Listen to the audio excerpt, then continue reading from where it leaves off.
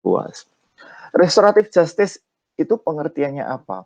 Restoratif justice itu peradilan yang menekankan kebaikan, perbaikan atas kerugian yang disebabkan oleh tindak pidana. Jadi intinya adalah dia merupakan empowerment atau pemberdayaan, memulihkan, perbaikan kerugian antar pelaku dan kepada korban. Jadi korban juga tidak semakin terpuruk, tetapi pelaku juga tidak mendapatkan perilaku yang buruk. Empowerment dalam konteks restoratif justice itu apa, saudara? Empowerment yang dimaksud di sini adalah pertemuan antara pelaku dengan korban atau masyarakat untuk mencari jalan, ya, mencari jalan yang bagus dalam penyelesaian masalah pidana. Artinya tidak mesti harus dipidana, tetapi misalnya bagaimana cara agar win-win solution. Jadi itu empowerment. Jadi nanti kalau ada pertanyaan, saudara, makna dari empowerment dalam SPP, dalam restoratif justice adalah sebagai dia mengakomodasi pertemuan antar berbagai pihak yang terlibat. Restoratif justice juga merupakan suatu respon atas peradilan yang selama ini yaitu retributive justice. Retributive justice itu kalau dikatakan secara secara gramatikal itu artinya adalah peradilan balasan, ya. Jadi intinya mencari kesalahan, ya. Jadi mencari kesalahan dari pelaku.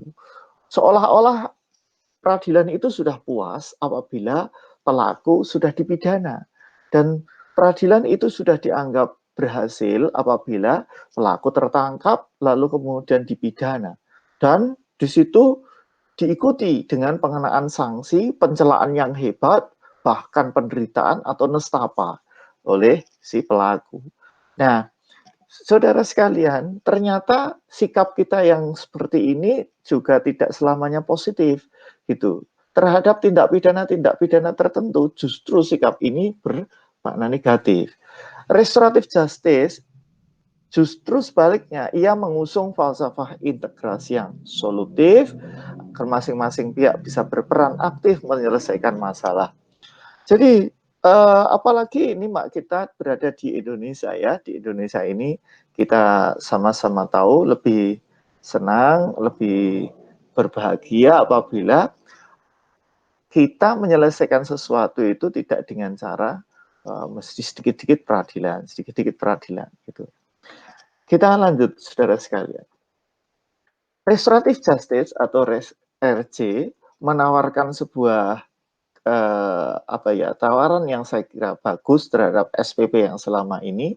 Yang pertama adalah bahwa RJ mengkritik terhadap sistem peradilan pidana yang tidak memberikan kesempatan khususnya terhadap korban.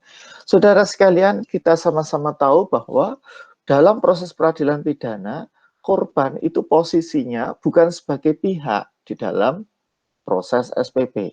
Dia hanya paling seandainya dilibatkan adalah sebagai saksi, ya, bisa jadi sebagai misalnya saksi mahkota atau saksi korban.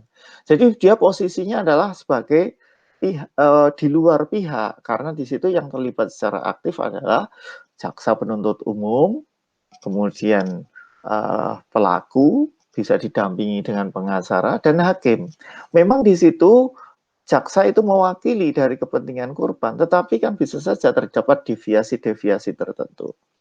Jadi, criminal justice system disempowers individu. Dia mengabaikan individu, terutama korban.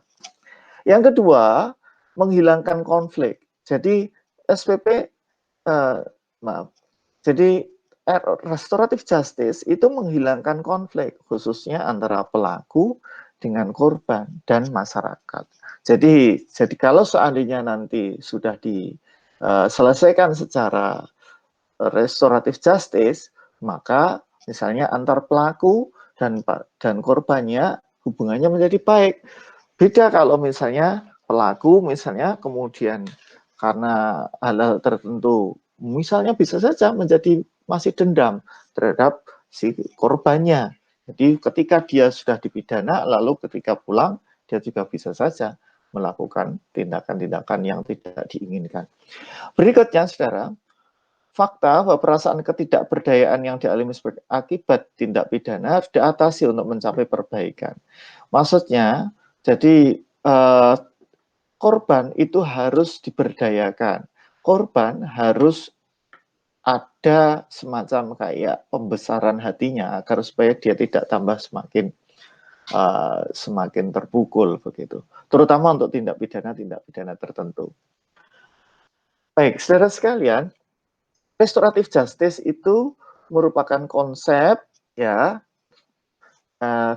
sebagai perluasan konsep pemikiran dari berkembangnya pemikiran-pemikiran sosial ya yang dulu menganggap bahwa penyelesaian perkara pidana tidak bisa dilaksanakan kecuali dengan misalnya dengan proses pidana.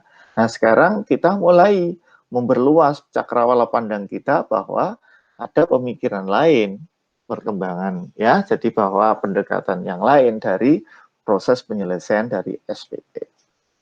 SPP juga restoratif justice juga membangun hubungan kemitraan, seeks to build partnership untuk melakukan kembali pertanggungjawaban yang saling menguntungkan.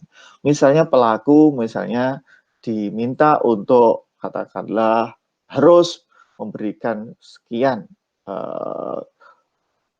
misalnya harta kekayaannya untuk disumbangkan kepada korban, misalnya gitu, misalnya. Pendekatan yang seimbang terhadap kebutuhan pelaku, korban, dan masyarakat. Pelaku juga tidak kemudian lalu serta-merta dia dihakimi, dihabisi masa depannya, tetapi juga masih berkesempatan untuk saling memberikan kontribusi terutama kepada korban. Saudara sekalian, restoratif justice pada prinsipnya, pada praktek realitanya adalah mengidentifikasi dan mengambil langkah untuk memperbaiki kerugian. Jadi praktek restoratif justice yang real itu begini. Jadi pertama itu mengidentifikasi dan mengambil langkah untuk memperbaiki kerugian atau identifying and taking steps to repair harm. Yang kedua adalah melibatkan semua pihak yang berkepentingan. Jadi restoratif justice itu melibatkan, artinya berbagai pihak yang berkepentingan itu diinventarisasi, siapa-siapa saja yang berkepentingan. Kemudian yang ketiga adalah mentransformasikan dari pola di mana masyarakat dan negara menghadapi pelaku dengan sanksi pidana berubah menjadi pola kooperatif, bahwa pelaku dan korban itu juga dianggap sebagai warga yang masih bisa diperbaiki. Baik, saudara sekalian, bagaimana hubungan antara kejahatan pelaku, masyarakat, dan negara menurut restoratif justice? Menurut restoratif justice, kejahatan itu harus dipandang sebagai gejala yang menjadi bagian tindakan sosial, bukan hanya sekedar pelanggaran hukum pidana. Artinya bahwa restoratif justice akan melihat sesuatu yang lebih luas. Orang yang melakukan suatu tindak pidana bisa saja itu merupakan korban atau bahkan menjadi korban dari sebuah kebijakan-kebijakan yang lebih luas. Bisa saja negara juga ikut mendesain itu. Yang kedua, kejahatan juga dipandang sebagai tindakan oleh pelaku terhadap masyarakat, tetapi bukan terhadap negara. Jadi artinya bisa saja personal. Kalau ini terkait dengan personal, maka ya dia diselesaikannya secara personal gitu. Jadi kalau dia tindakan itu dianggap sebagai